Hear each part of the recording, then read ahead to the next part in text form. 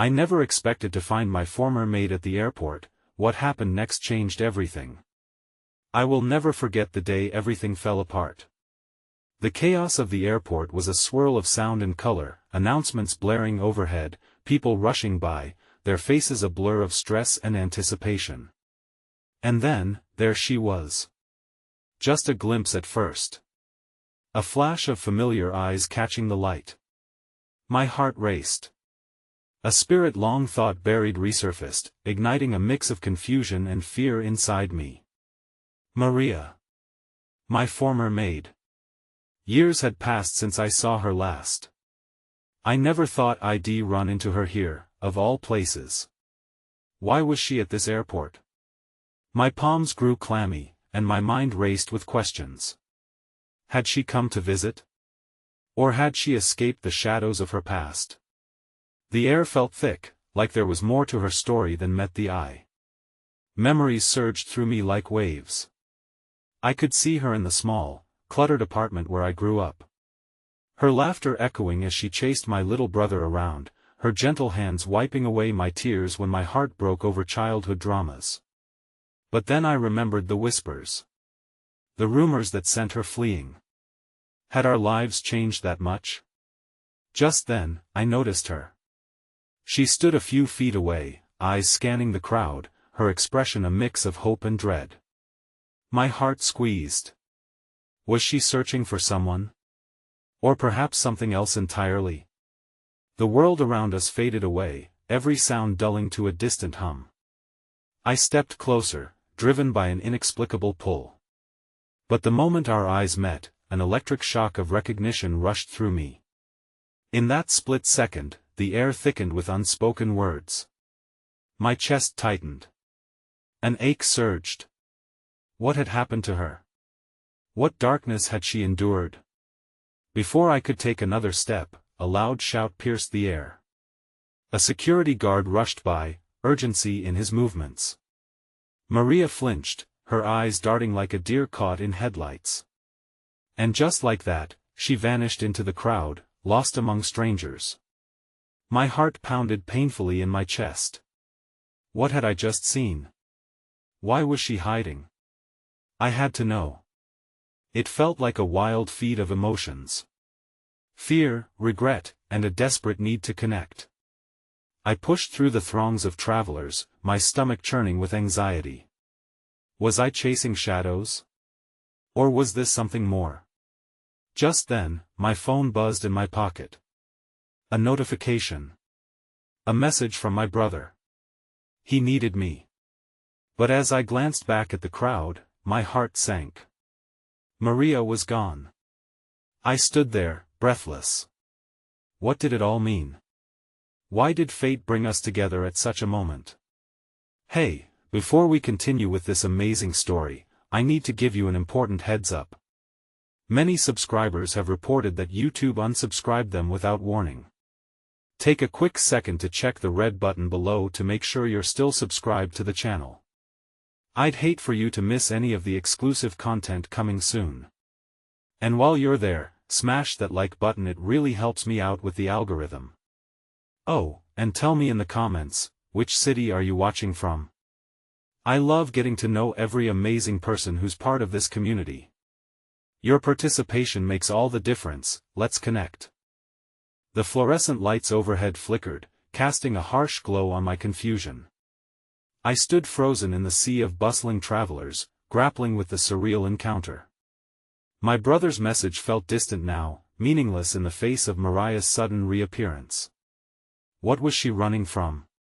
And why did it feel as if my past had come crashing back in this chaotic moment? After a moment of hesitation, I recalled the last time I had seen her. I had been standing in the doorway of our family home as she packed her belongings. The echoes of her quiet sobs haunted me the way she had wiped her tears, her face a portrait of regret mingled with obligation. It was a day that had seemed insignificant at the time, but now it weighed heavily on my heart. Maria? I whispered to myself, the name like an incantation, a soft prayer that transcended distance. I wanted to find her again, but the voice of my brother, pleading and urgent, invaded my thoughts. I had to prioritize. Family first, right? With a reluctant sigh, I turned away, my heart still tethered to the fleeting memory of her. As I navigated my way back through the crowd, my phone buzzed with a flood of messages. Each ping drew me away from my thoughts of Maria as my brother's words filtered through. He was going through a rough patch. A breakup that had left him stranded emotionally, and he needed me now more than ever. Can you come, Mom's worried, please don't leave me hanging. That I felt the weight of familial duty pressing down on my chest. I typed back a quick, reassuring reply only for another surge of longing for Maria to wash over me. What was this pull she had on me? I had always thought our lives were irrevocably separate. But here we were, fates unexpectedly intertwining. As I finally stepped outside the confines of the airport, the cool breeze grazed my skin. I glanced up at the sun-drenched sky, its brilliance at odds with the turmoil within me. Each moment seemed to split open new paths in my mind, blurred lines of uncertainty mingling with flashes of hope. What if I was meant to find her? What if we were two lost souls gravitating toward each other, still connected despite the years that had come between us? The sound of a small child's laughter broke my reverie, pulling my attention to a family nearby. Their joy struck a stark contrast to the desolation in my own heart. I watched as a father lifted his daughter high into the air, her squeals piercing through my emotional fog. An unexpected kindness washed over me, a reminder that despite the chaos and separation, love and connection thrived in the most mundane moments. As I reached my brother's apartment, the laughter transformed into a bittersweet memory, a reminder of what I lost along the way. Entering the dimly lit space, I found him sitting on the edge of the couch, his hands clasped tightly, his gaze distant. "Thanks for coming," he muttered, his vulnerability laid bare. I sat down beside him, the air thick with unspoken words. "How are you really holding up?" I ventured gently, avoiding the heaviness of what had been swirling in my heart. As he spoke, sharing his pain and fears, an idea flickered in my mind. Should I tell him about Maria? Could sharing this moment of clarity steal a little heartache from his? But just as the words formed on the tip of my tongue, a notification buzzed again, this time from an unknown number. Hesitating, I unlocked my phone, my heart racing as I opened the message. The words shattered the fragile calm, sending tremors through me. "I know you saw her. She's in danger. Find her before it's too late." The heaviness of the room lifted, replaced by a sense of urgency and dread. I looked at my brother, but the looming threat of those words consumed me whole. I had to make a choice: stay by my brother's side, or embark on a daunting quest to uncover the truth of Mariah's life. Time slipped from my grasp, and for the first time, I stood on the precipice of a decision that could change everything once more. The chill of the message lingered over me like a dark cloud as I braced myself against the couch. It felt as if the walls themselves were closing in, the shadows stretching further, breathing life into my fears. "What do you mean she's in danger?" I muttered, staring at the screen as if the answer would miraculously reveal itself. The weight of my brother's sorrow faded into the background as adrenaline surged through me. "Who?" My brother's eyes flicked to the phone, peeling away from his own despair momentarily. I hesitated, weighing my options like stones on a scale. It's about Maria," I replied, my voice strained. "Someone just warned me that she's in trouble," and he shot up, the alarm in his eyes apparent. "What? When did you see her? You didn't say anything about this." His sudden burst of energy pierced my own decision paralysis. I grappled with the instinct to protect him, yet the urgency to act for Maria clawed at my insides. "Just now. At the airport. She looked scared." "Scared?" he echoed, his gaze sharpening. "How can you possibly know? What's going on?" I opened my mouth, ready to lay bare the last few years of silence between me and Maria, to unravel the tangled web of our past, but the words fell flat, strangled by the fear of what revealing the truth might mean. "I don't know. But I can feel something isn't right. I need to find her. It's too dangerous," he said, shaking his head, fear overtaking the temporary spark of his earlier worry. "You don't know what's going on. You can't just run off, neither can you." I snapped, fueled by frustration that was both personal and familial. Your heart's in pieces right now, and that's okay. But if there's a chance Mariah's life is truly at stake, I can't just sit here. Silence erupted between us, churning with the latent emotions of hurt, betrayal, and love we had shared over the years. My brother inhaled deeply, and for a fleeting moment, I saw a flicker of understanding wash over his face.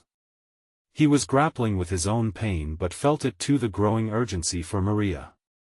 Okay, what do we do then? The connection suddenly felt as fragile as a spider's silk thread, spanning decades of estrangement. I breathed out, "I'll need your help. We can call some old friends, maybe they've seen something." That he nodded reluctantly, and just like that, our shared mission emerged amidst the tumult of hurt. The fear tied to that text morphed into a collective resolve. As we began our search, calling each connection, sifting through memories, the late evening stretched into night. Each name conjured bittersweet echoes of simpler times when the world felt lighter. Hope flickered in my chest, overriding my doubts as messages about Maria began to pool in. Some loved her still, others buried their memories deep. None offered real answers, only fragmented whispers of her whereabouts. Then came a tip that sent my heart racing. A childhood friend, Liam, had spotted Maria just 2 nights ago, hiding out in a rundown hotel. My breath caught as worry clawed at my insides. Where? I forced myself to say, already fumbling for the car keys. East Side, my brother said quietly. That part of town, it's rough. A flicker of fear crossed my mind at the prospect of returning to that area, the memories splintering through the surface like sharp shards of glass. But how could I waver now, with a life hanging in the balance? As we drove through the familiar streets of our youth, a weight pressed heavily on my chest, images of laughter and joy displaced by memories of loss and regret. How much time had passed? How had it slipped through our fingers like sand? Finally, the hotel loomed in front of us, its flickering neon sign pulsating in the night like a heartbeat. My brother parked quickly, and every instinct screamed at me to be cautious, to retreat from this gamble. But I couldn't. Stay close, I instructed, stepping out into the humid air tinged with uncertainty, but his hand on my shoulder halted me. Are you sure about this? I turned to him, seeing the clear worry etched onto his features. If we wait any longer, my voice trailed off, gnawed by unvoiced concerns. Taking a deep breath, I clenched my jaw and pushed the hotel door open. The atmosphere shifted immediately. Stale air marred with desperation curled around us, and faint whispers of secrets lingered in the shadows. A figure darted past me on the far side of the lobby, a glimpse that sent my heart into a furious scramble. It was a woman with dark hair pulled hastily into a bun, her eyes wide and wild with fear. Maria. I called before I could think twice, the name slipping from my lips like a soft plea for salvation. She spun around, shock flooding her features before her eyes blazed with recognition. Yet in that very moment, before she could answer, an indignant voice rang out behind her. Get away from her. Footsteps thundered, and suddenly, I was caught in the crosshairs of approaching danger, my past and present colliding in a chaotic storm. The shout echoed through the dimly lit lobby, drowning out the desperate pulse in my ears. My heart raced, each beat warning me of the impending chaos as a large figure loomed into view, muscles coiled like a spring, ready to pounce. Run, Maria! I yelled instinctively, stepping forward to shield her from the threat, even as the instinct for survival clawed at my own throat. She hesitated, a mixture of fear and regret reflecting in her eyes as she processed the sudden turn of events. It was as if the layers of our shared history folded themselves into that one momentous unspoken bond forged through years of laughter and conflict blending into the urgency of now. But before she could move, the looming figure reached us, a man with an angry scowl that twisted his handsome features into something unrecognizable. That I didn't recognize him, but the danger radiating from him was palpable. I said, back off. He roared, shoving me aside with a swift, brutal force. I stumbled but regained my balance, the shock of his action sending a jarring tremor through me. Please. I shouted, desperation rising in my throat. Just let her go. You don't need to do this. Mariah's jaw tightened, her resolve igniting even as fear clouded her expression. "I'm not going anywhere with you, Eric," she screamed, her voice trembling but fierce. A second later, she was off like a frightened deer, darting toward the exit, but Eric was faster. He lunged at her just as she reached the door, grabbing her wrist with a vice-like grip. The scene unfolded in agonizing slow motion, every heartbeat stretching the seconds as I lunged forward to intervene. "Stop!" My voice cracked, but it was drowned out by the commotion in the lobby. A couple of patrons had glanced over, intrigued yet petrified, but mostly unwilling to intervene. The grip around Mariah's wrist was unyielding, but the fire in her gaze locked onto mine, igniting a flicker of hope amidst the chaos. I couldn't lose her again now that she was so close. I refused to falter. "I'll call the police." A voice from behind an unmoving couple called out, trembling as if mere words could change the tide of the moment. Do it. I shouted, fear-laced with a glimmer of determination. Yet, before the sound of sirens could echo in the distance, Eric's expression morphed from anger to panic. He looked over his shoulder, his eyes darting around the lobby, and then slipped his grip from Maria. Just like that, she was free, but her relief was fleeting, replaced immediately by urgency. "Run!" I urged, and like a feather blown by the wind, she dashed toward the exit. My instinct screamed to follow her, but the adrenaline surged wildly as Eric turned on me, teeth flashing in a menacing snarl. "What did you do?" he bit out, taking a step closer. His breath stank of anger and desperation. "That I did what any decent person would do," I shot back defiantly, standing my ground. "I would rather face you than let someone I care about live in fear. Caring about people will get you killed," he hissed, his fingers reaching toward me with an aggression that sent chills down my spine. Just as it seemed he would strike, the doors burst open again, this time flooding the lobby with a blinding cascade of light. Transfixed by the sudden illumination, I barely registered Maria slipping past me, already disappearing into the darkness beyond. "Wait!" I yelled, my voice entwined with panic for her safety. But before I could take a calculated step, a heavy thud shook the air, followed by the screech of tires outside. In that instant, a realization rooted itself deep within me. I twisted back, surveying the scene, and my heart sank. In my moment of distraction, Eric had bolted after her. No. I cried, and my body surged forward without thinking, panic eclipsing strategy. The door swung open, the night air assaulting my senses, but all I could focus on was the fading figure, my brother emerging hesitantly behind me. "They're out there," he yelled, eyes scanning the street, helplessness curling his hands into fists. I burst into a sprint, heart pounding in sync with the adrenaline coursing through my veins. Each footfall thrummed with urgency as I called out for Maria, my voice cutting through the hazy night. "Maria! Where are you?" But the night swallowed my words, the world turning murky as I raced along the deserted road. Just ahead, I saw their silhouettes. Eric had caught up with her. Panic surged, clawing at my throat as I reached the edge of the parking lot just as he seized her arm once more, spinning her around to face him. "Let her go!" I screamed, the depth of my fear manifesting in a furious charge toward them. The desperation, the deep-seated emotions, everything I had wanted to say rushed through me in a tsunami. But as I closed in, a sharp crack echoed through the night, a sound impossibly loud and foreboding, and just like that, everything shifted. Maria gasped, eyes widening in terror as the realization struck her first, and before I could grasp the implications, she crumpled to the ground. My blood ran cold. I stared in horror, my heart stuttering as the world around me blurred. Time slowed to a crawling pace, and all I could see was the stark contrast of her white dress against the asphalt, a cruel reminder of the beauty she held, thinking back on the laughter we had shared just moments before. The whisper of my name fell from her lips, a soft, desperate plea echoing in the cavernous emptiness of the night. "Maria!" I shouted, my voice cutting through the silence, jagged shards of panic spilling from my chest.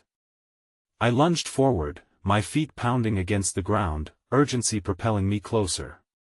But before I reached them, Eric's twisted expression snapped to me, anger morphing into recognition, as if he could now assess the depth of the stakes.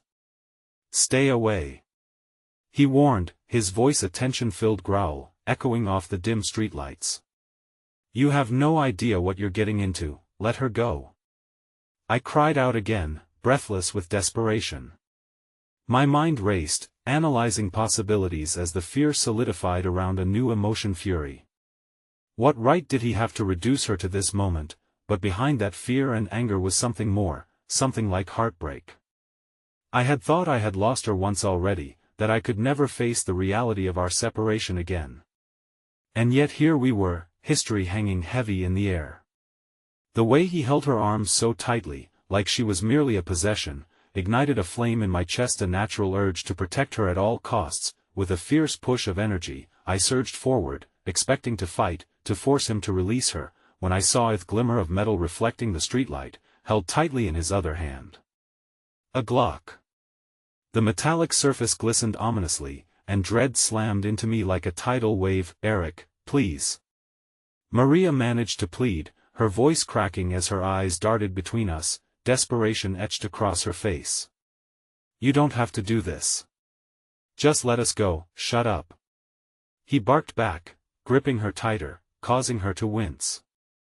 I could see the fear eating at her, feeding off the darkness of the moment, and with it, my resolve crystallized. This doesn't have to end in violence, I said carefully, attempting to ground myself, grasping onto every ounce of calm I could muster. Eric was unhinged, unpredictable, but he was still a human being. You can walk away from this. He laughed bitterly, a sound devoid of joy, more a reflection of his inner demons. You think I want to walk away? I'm not going anywhere. I'm done playing by the rules. Everyone expects me to be this good guy, but look where that got me. Maria flinched at his words, pain flickering in her eyes. I couldn't let that wretched confession reach her, couldn't let her see him this way. With each beat of my heart, each breath, I could feel my former self fracturing. Eric, fight this. I tried. You're better than this, but he shook his head violently, pulling Maria closer, his finger inching toward the trigger. Stop. You don't get to dictate who I'm supposed to be. You don't know the pain I've had to live with every single day. I took another step forward, hands raised in what had to seem like a surrender, though my gut twisted at the entrapment. You think I don't understand what it's like to hurt? I called out, desperately attempting to connect. To feel alone?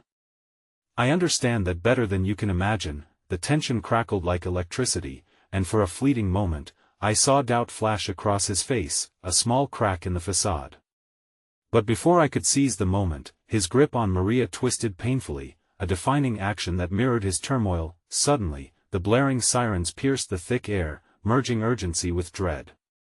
The sound of tires screeching slashed through the night, and Eric's panic resurfaced, making him turn once more, eyes wide as if awakened from a trance. Don't. He shouted, and suddenly the world turned upside down with the gravity of that word. The gun tucked into his palm had shifted from anger to fear.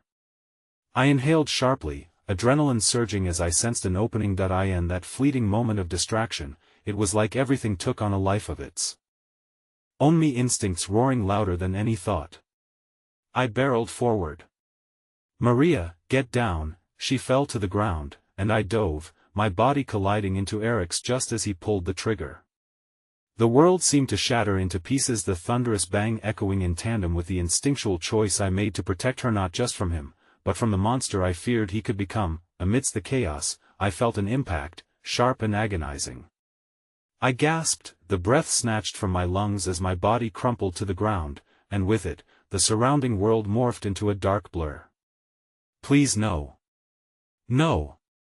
Mariah's voice shrilled through my haze, her grip on my hand, a tether pulling me back from the abyss as everything threatened to spiral out of control. As the flashing lights began to envelop us, their rhythm pulsing like a cruel heartbeat, a rift of awareness opened up in the back of my mind. I had wanted to protect her, to save her, and now, I lay there, suspended between doing what was right and facing the agony that would surely come. In the chaos, something crucial wrestled its way back, something left unsaid and unclaimed. I hadn't voiced those underlying truths, the feelings buried beneath layers of unexpressed connection. With shadows blurring my vision, I barely heard Eric shout something, whether it was an apology or a threat was lost in the chaos. What reverberated in my chest was a single thought: I would never let fear or anger steal this moment away from me again. Don't you dare move. An officer bellowed as they swarmed the scene, pulling Eric away from me. The weight of the moment pressed down heavier than any bullet could, and against the pain, I managed to whisper into the night, "Maria," but the air around us shimmered ominously, threatening to swallow me whole, and then I felt nothing. I woke up to the sterile smell of antiseptic, the harsh light overhead stabbing at my eyes. A machine beeped steadily beside me, punctuating the silence with a rhythm that felt alien. Panic surged within me as memories collided. Eric's face twisted in rage, the sound of gunfire slicing through the night, and Mariah's scream echoing against the emptiness. I forced my eyes to focus, desperate to capture fragments of clarity. "Hey, stay with us. You're in the hospital." The voice belonged to a nurse, but it was the face leaning above me that made my heart race. It was Maria, pale and worried, her eyes filled with unshed tears. I tried to speak, to reach out, but my throat was dry, constricted like a vice. "Shoo," she whispered, brushing a strand of hair from my forehead with trembling fingers. "You're okay. Just breathe. I'm right here." Her presence brought warmth into the frigid room, yet a shadow danced in my chest, battling against the swell of gratitude. I could have failed her, lost everything in an instant, and the thought threatened to unearth emotions I wasn't ready to confront. "What happened?" I croaked, my voice scratchy and frail. "Eric, he's okay," but she paused, biting her lip as if she were crafting a careful tapestry of words to shield me from pain. You saved me," and the words stumbled out, caught in a web of tears. Why are you crying?" I managed, though the fear of her answer gnawed at me. "What happened to him? The bullet grazed your shoulder," she said, swallowing hard. "The doctors said you'll be fine, but they had to sedate you for the operation." A fleeting sense of relief washed over me. I hadn't been struck down in my attempt to save her. The fight now felt grotesque, a mockery of everything I had believed I could protect her from, yet the weight of what lay beneath the surface loomed like a storm cloud. "Eric?" Her gaze fell, and the silence spoke louder than any word could. I could see the turmoil within her. The walls she was trying to maintain were breaking down, torrents of emotion threatening to spill. "He was taken into custody." My heart sank further. "Is he safe?" Despite everything, I grimaced at the inclination of sympathy towards the man who had instigated the chaos, who had pushed us into this mess. Maria drew a shaky breath, collecting herself. "I don't know, they're still investigating. But he's in a different facility right now. It's complicated. In one word, she captured a world of confusion and fear that swirled around both Eric and the uncertainty of our lives moving forward. Was there any part of him that I could still reach out to? Would I ever be able to ensure that Maria would be safe again? "I wanted to tell you," she hesitated, the air thick with things left unspoken. "What you did, it was heroic, but you shouldn't have put yourself in that position." That I shrank a little at her words, feeling weak beneath her gaze. "I couldn't just let you go," I replied earnestly. The weight of the confession trembled in my chest. Would she understand? A faint smile glimmered in her eyes, though the lingering shadow dulled it. "I know, but Maria, please don't say you're sorry for this," I interrupted, desperation clawing at my insides. "You didn't do anything wrong." It was Eric who lost control. We sat in silence, the clock on the wall ticking like a metronome, each second feeling like an eternity. Just when it felt we had a moment of clarity, the door swung open, and a sheriff stepped in, his presence suffocating the small space. "Excuse me, ma'am," he addressed Maria. "Can I have a moment with him?" Her expression hardened, a protective instinct rising like a barrier between us. "What do you want with him?" "Just a few questions," the sheriff said matter-of-factly, though his eyes held their own storm of compassion. "You'll need to stay strong, sir. We need your full statement." That I nodded, though apprehension crawled beneath my skin. I didn't want to think about the way this would affect us.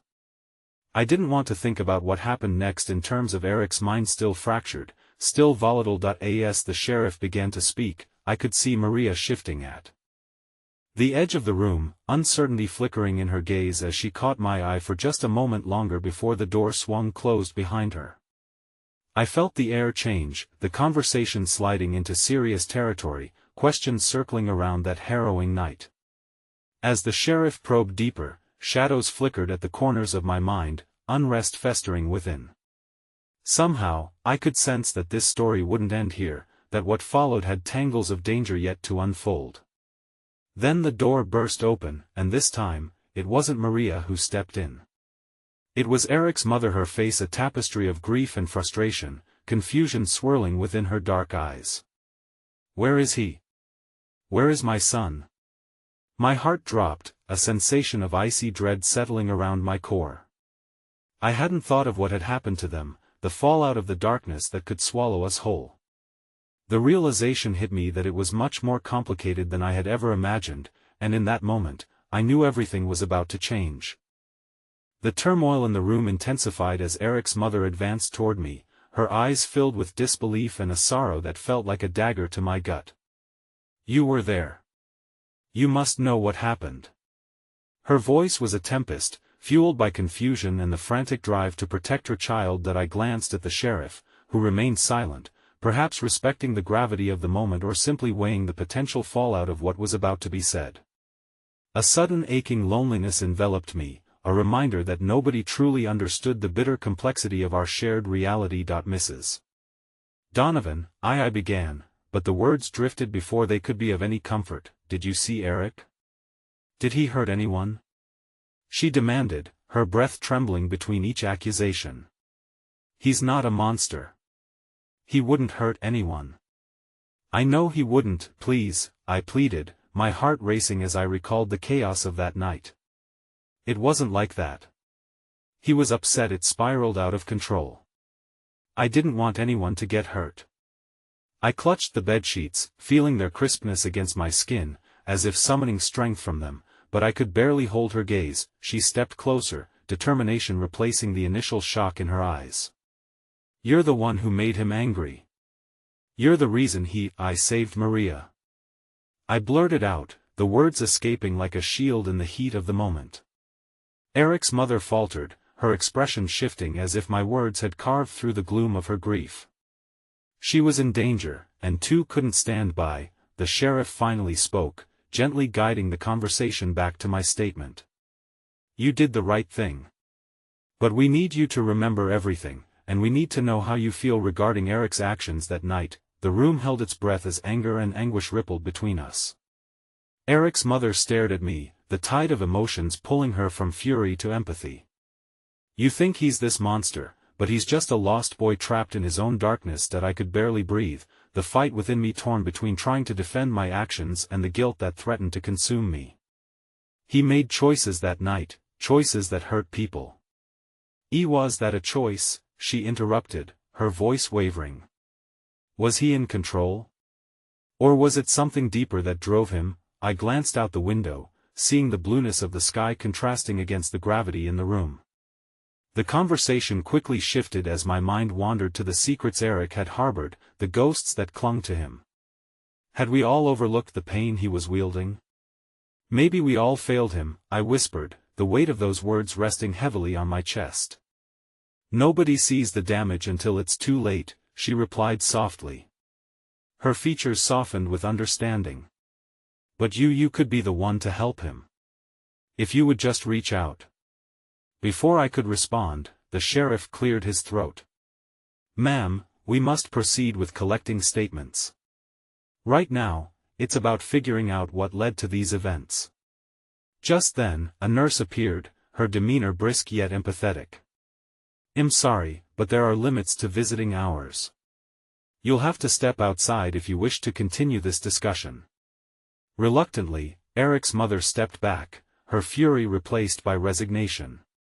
"You're not alone in this," she murmured before turning to leave, the weight of her heartbreak tangible in the air. As the door clicked shut behind her, I felt an unsettling lull in the room. The sheriff remained, his expression unreadable. My mind raced with the realization that confronting Eric at this time might unlock dark chambers I wasn't ready to traverse. Are you okay to continue? He asked gently, reading the tumult in my eyes. Just give me a moment. I leaned back against the pillow, wrestling with the complex labyrinth of love, guilt, and responsibility. Just then, a delicate knock on the door caught my attention. It swung open slowly, and Maria stepped back in, her expression a mix of hope and fear. She held a small potted plant in her hands, vibrant flowers poking through the soil. I thought you could use some color in here. Her kindness cut through the heaviness enveloping the room, an unexpected light amidst the dark turbulence I'd been grappling with. Thanks, Maria. I managed, the warmth of her gesture soothing the cracks in my heart that I don't want to disturb, but I also wanted you to know I'm here for you, she whispered, her voice calming like a bomb, but even as I looked into her eyes, the background noise of unacknowledged emotions clung to the walls, resonating with unspoken words and secrets yet to be revealed. I felt a small flicker of hope mingling with uncertainty. It was fragile but bright, like the flowers now resting on the table beside me. Just as I inclined my head to thank her, the sheriff shifted, clearing his throat. If you'll excuse me. There's one more matter we need to discuss regarding Eric. We've uncovered new evidence that complicates his side of the story. My heart sank, sensing the weight of what was to come. I held Mariah's gaze, reading the concern that shadowed her features. A single sentence loomed on the horizon, ready to shatter our fragile moment. We believe there's more to this than what everyone else has seen. I braced for the revelation that could crack our world once more, unsure of how connected all our fates truly were. The sheriff's words hung in the air like a dissonant chord, vibrating with the potential to unravel everything we thought we understood. Mariah's fingers curled around the edges of the potted plant as if it were an anchor in a storm.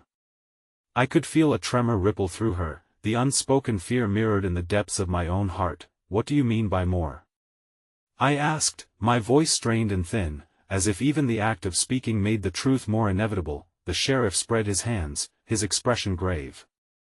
We received footage from nearby security cameras around the time of the incident. Eric was not alone.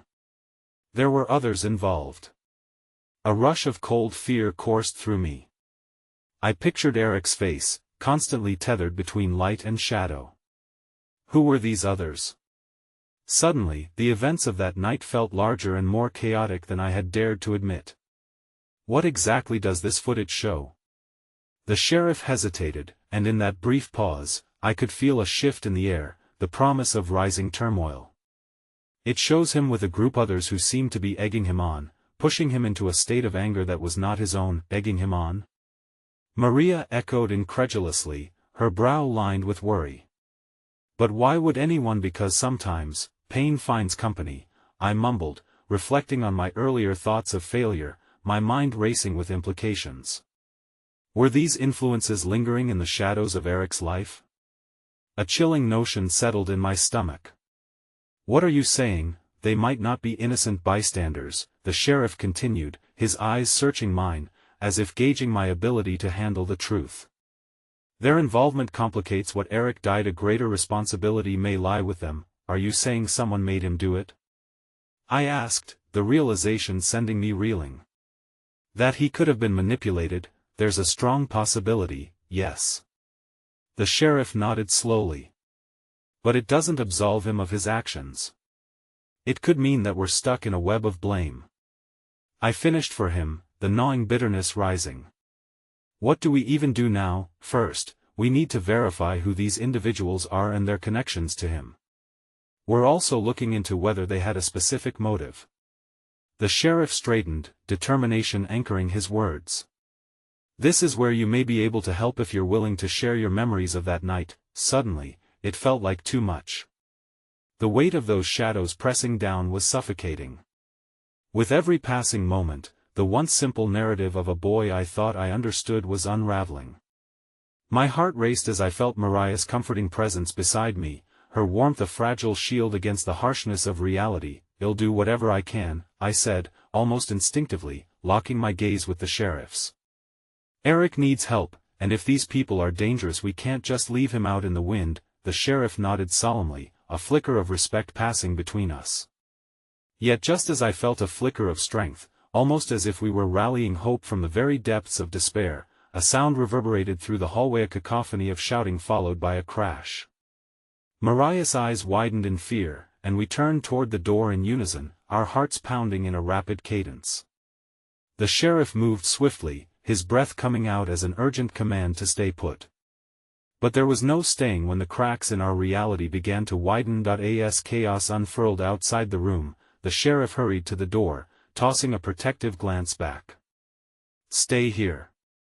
You'll find out what's happening." I squeezed my eyes shut, trying to process the tumbling sensations within me. And yet, amidst the noise, hope began to coalesce again. If Eric had been pushed, could he be pulled back? Could redemption still find him? A shatter of glass snapped my attention away. I pressed my palms against the table, as if trying to ground myself amid the whirl of emotions that threatened to rise. I had never thought that I could still feel hope amid despair, but here we were. Just then, the potted plant tipped over, spilling soil onto the floor and scattering petals everywhere, as if nature itself were crying for the turmoil unfolding beyond these walls. I scrambled to catch it but was too late. The flowers were bruised and the petunias shattered, reminders of all that was fragile and beautiful yet to be fought for. A single flower bud lay in my hand, resilient yet forlorn, and I couldn't shake the unease that crept back in. What awaited us outside this room? What confrontation had taken hold? Through the distance, footsteps grew louder, off those running toward the chaos, or perhaps running from it. The door swung open, revealing a glimpse of solace punctured with renewed fear. The sheriff's expression shifted from concern to urgent resolve, and then he turned abruptly, his eyes wide with alarm. "Everyone get back!" he shouted, but those words felt like shadows cast across the light, propelling us forward into uncertainty. I could feel the walls of my world tighten around me, the weight of unanswered questions clawing at my throat. As I stood frozen, clenching that flower in my palm, the darkness of the truth beckoned with an urgency of its own, shifting uncomfortably at the edges of my consciousness. An unexpected tide of emotions roared within as the chaos spilled into our fragile sanctuary. But I was powerless to stop it. This was just the beginning. The sheriff stepped back into the room, backing away from something larger than us, his hands raised defensively as he shouted for everyone to get back. The tension in the air shifted like the static before a storm, and confusion erupted into fear. My heart raced, the flower I had tightly clutched suddenly feeling like a delicate truth threatened by a growing tempest. "Stay behind me," he commanded, and I instinctively moved closer to Maria, who had gone pale, her eyes darting toward the door, her breaths rapid and shallow.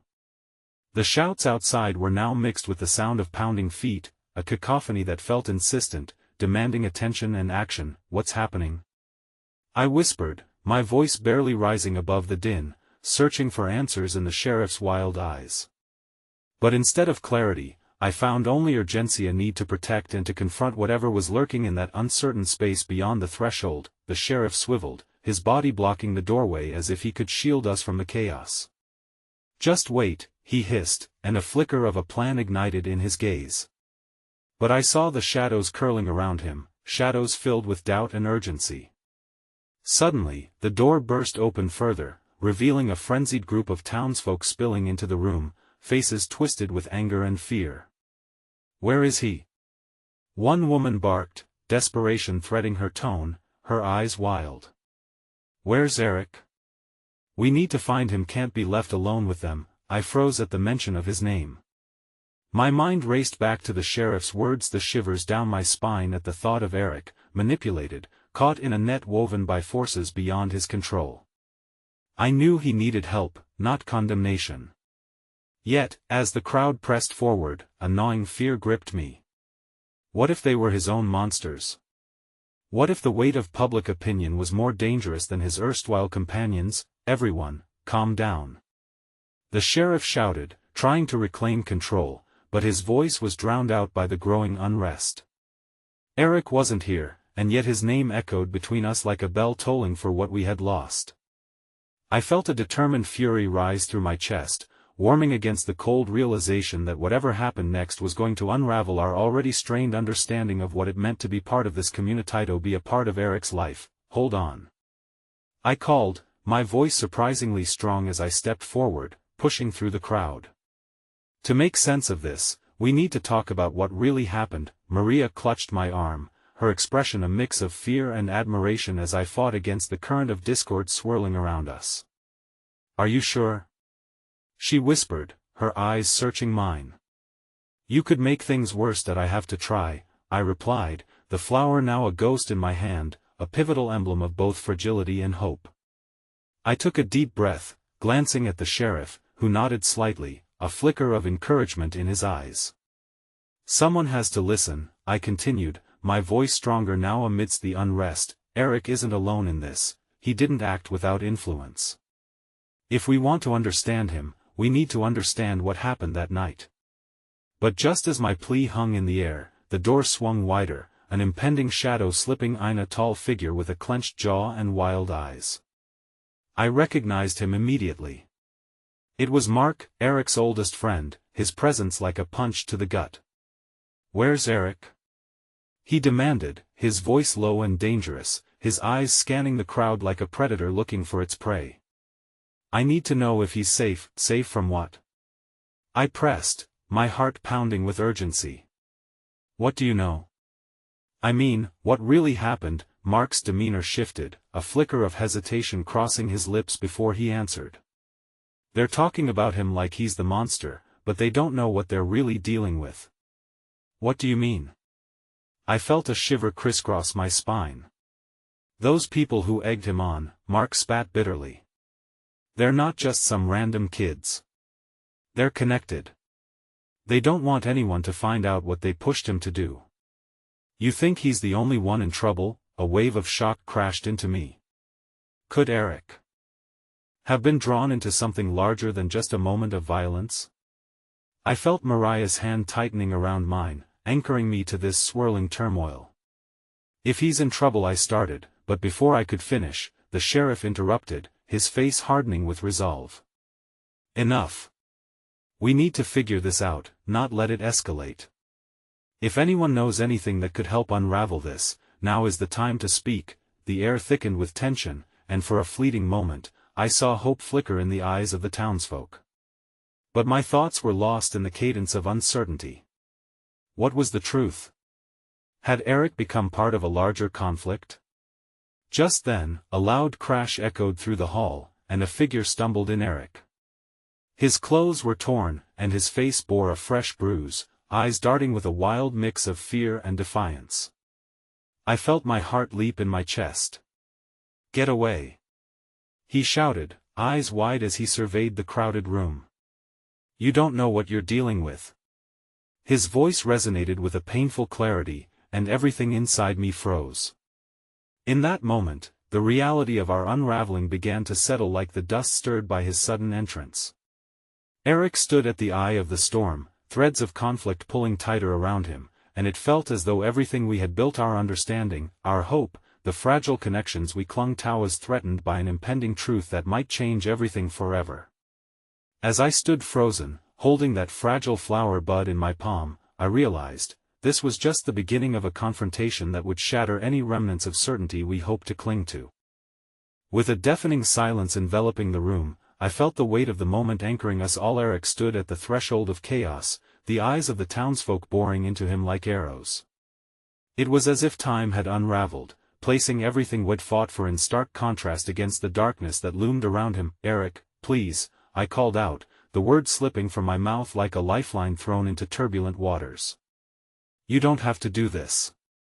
The background noise of people murmuring fell away, leaving only the fragile strands of unspoken truths hanging in the air.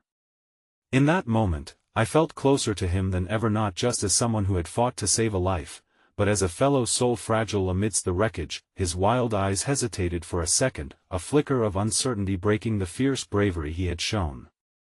They don't want to listen. They don't know how deep the darkness is.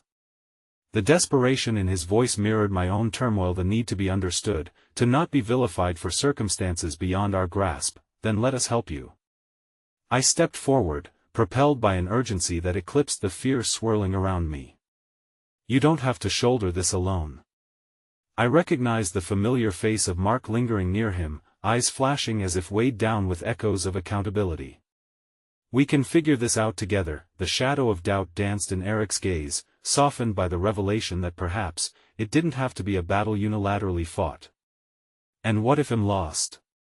His voice trembled, exposing the wounds he tried to safeguard from the world. "What if I don't know how to come back?" A profound stillness settled upon us, every frightened breath amplifying the gravity of his question. I felt Mariah's hand tightening around mine, lending me strength as I dared to confront the raw vulnerability hanging heavily between us. "You can find your way back, Eric," I said gently. "But not without acknowledging what's been done. We can all face it together." He shifted his weight, uncertainty swirling as the weight of the crowd pressed in. "What are you saying?" he asked warily, heart thumping against the silence engulfing us. "That I am saying that you've been caught in a storm you didn't create, that you felt the darkness grip you because of influences pulling you deeper. But if you bring light to it, if you're honest about everything, you'll get through this." "Well, all help," I implored, drawing on a deep well of hope I never knew I possessed. "Fears don't have to rule you. They can be faced down." The air around us shifted, the tension quivering like taut strings about to snap. Eric glanced to Mark, hope and fear battling in his eyes. "You think people will forgive me?" he murmured, voice cracking beneath the weight of his confession. "Forgiveness isn't something you demand," Mark replied quietly, stepping forward to stand beside him. "It's something you earn by facing the truth, even the ugly parts. You were lost, Eric. But that doesn't mean you can't be found again." In that moment, Eric stood on a precipice, an unsteady bridge between the darkness that sought to claim him and the flickering glimmer of redemption awaiting on the other side. The eyes of the crowd shifted, whispers dwindling as they absorbed what we had laid bare before them. "Compassion amidst chaos. Please, don't repeat my mistakes," he finally breathed, shoulders slumping with exhaustion. The walls that had fortified him began to shatter, a raw vulnerability replaced the bravado that had once shielded him from everything, especially himself. "I want to change. I don't want to be what they say I am." Tears pricked at my eyes, the weight of the moment feeling almost unbearable. "Then let us help you get there," I whispered, the truth hanging heavy in the air. What happened next felt like the breaking of dawn. As he took a single step forward, surrendering to the fears that had bound him, the roar of chaos began to settle. Overwhelmed townsfolk began to release their pent-up anger born not just from hatred but from their own struggles, their own fears of being swallowed by shadows. "I didn't know," one woman murmured against the whisper of hope tethering itself amidst shattered memories. The community, once divided, began to blend, intermingling grief and understanding, inching towards a fragile but vital unity. "Maybe we can do better." The energy in the air shifted, pain mixing with empathy, creating a bond no one had anticipated. "We can confront the truth together," I said softly, tears streaming, mixing with relief and belief. "We won't let darkness win, not over Eric or anyone else." And then, against all odds, there he was, a man not just caught up in chaos but a man striving to reclaim his own narrative. Eric finally met my gaze, strength emanating from the depth of shared trauma. I realized all at once, we were not defined solely by our worst moments but rather by the choices we made in facing them. "A chance," he murmured, and for the first time, it wasn't fear that flickered behind his eyes, but resolve, a glimmer of the light he thought lost. In the aftermath, as sirens faded and whispers of hope danced through the air, I turned to Maria, intensity surging in her gaze. "Whatever happens next, we'll face it together," she vowed, intertwining our futures with promises. "You and me." And as the others began to surround Eric, support coalescing around him, I felt a warmth bloom in my chest, a sense of unity that transcended fear and despair. This was just the beginning, a hard-won resolution, a testament to the power of love threaded through chaos. We stood stronger together, drawn together in the aftermath of all we had faced. In that moment, I understood freedom didn't come from mere solace in the shadows, but from daring to step into the light, however flickering it might be. "Together," I echoed softly, the word a sacred promise weaving through our hopes, and in the midst of healing, with my hands tangled in Maria's gentle grip, the last remnants of darkness gave way to a cautious but determined dawn. In that fragile moment, hope sparked anew, a reminder that amidst the wreckage, it was still possible to build something beautiful, to rise from the ashes with determination stitched into our very being. As the morning sun broke through the horizon, bathing everything in a golden light, I realized that every bond we formed and every story we shared was a step toward true freedom, or redemption written not just on pages, but within our hearts. In the end, we were all still writing our stories. And I finally understood, every story, no matter how painful, had the power to begin anew, out of darkness and towards the light. That's how we fight to remember who we are.